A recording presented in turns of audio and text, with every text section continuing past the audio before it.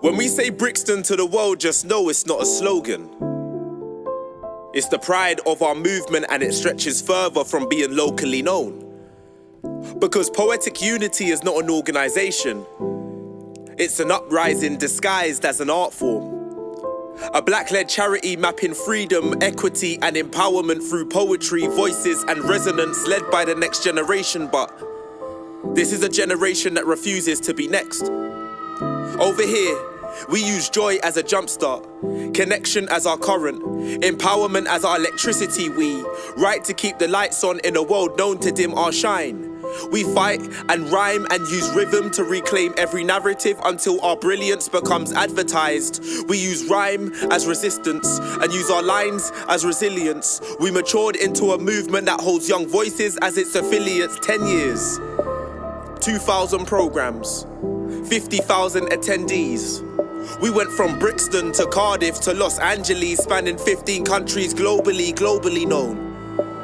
And what's better is that our community is global majority owned. See, our organisation is one that swallowed political megaphones, who flip oppression into expression till pain becomes poetry. I mean, if you've heard George's podcast, you know that poetry is possibility and education with an affinity to be lyrical. See, before PU, I never knew that poems can be political.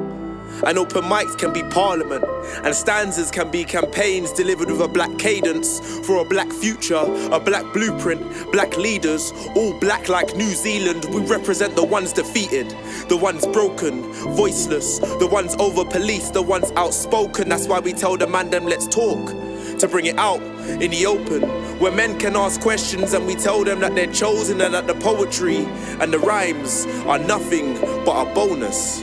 See, we live in a world so cold that some people are frozen, so we bring warmth to the heart of our community. And our poetry represent the voices of the global majority, and the voice is authority.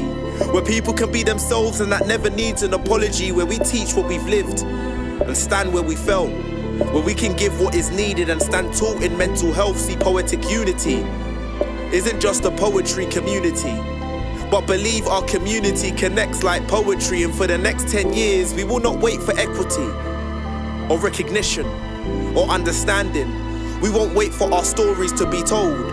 We will make them the spine of the curriculum, remove our voices from footnotes. We will place our voices on anthologies, on GCSE reading lists, designing decolonial leadership, a world where racist leaders and systems shift. And we make spaces where our stars can fit, where syllabi stretch and employers answer, where we advocate and support all of our partners. We bring poetry to prisons, politics and proofs, employ 100 black youth supporting 5,000 too. We will use words to heal until the world quotes poets, until mental health support stands to uphold it.